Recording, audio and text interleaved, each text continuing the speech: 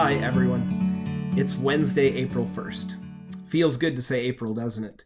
That we've moved out of this month of March, and we know as much as it feels good to enter into a new month, we know that this may be a difficult month ahead. And so today I want to contemplate one of our core values that may help us through this month, and that is the value of infinite compassion. Now, first and foremost, let me be clear. None of us on our own are infinitely compassionate.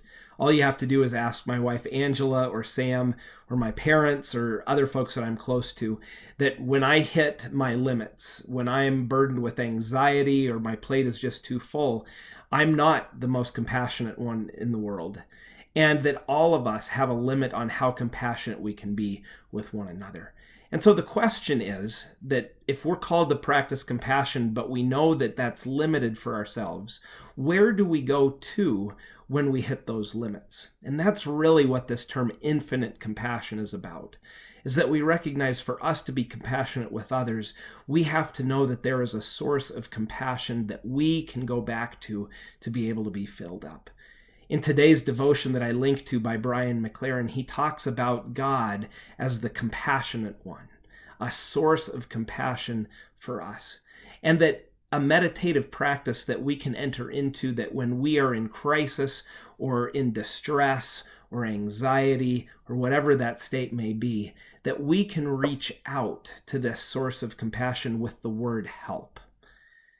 That if we take a few breaths from whatever state we may be in, and we simply keep that word in front of us in our mind or on our lips, and we say, help, help. That there is a source that exists that can respond to that.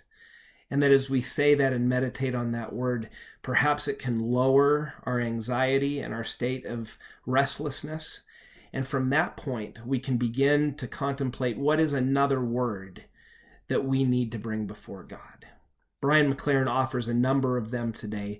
Perhaps I offer the word just compassion, to know that we have our limits, that we can't be perfect, we can't do everything, and that we can't relate to others ideally or the way that we would want to all the time.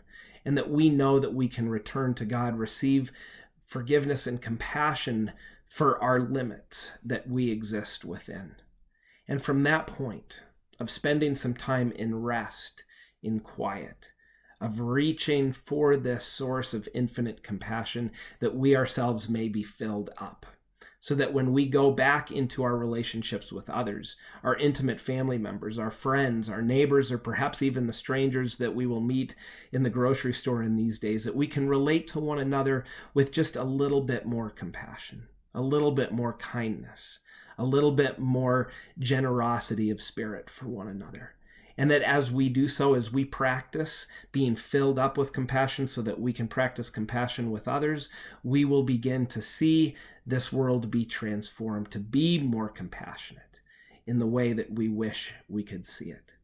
And so today, I wonder if you may have a few quiet moments that you can practice this meditation held within Brian McLaren's devotion, to spend a few minutes with the compassionate one, to be able to be filled up in those places that you need compassion today. I pray that this moment may give you a sense of peace as you enter not just into this day, but into this difficult month ahead, and be reminded that as a community, you have others on this journey with you, practicing what it looks like to be compassionate, and know that you have a community that is compassionately understanding and here with you on the journey. Peace be with you today.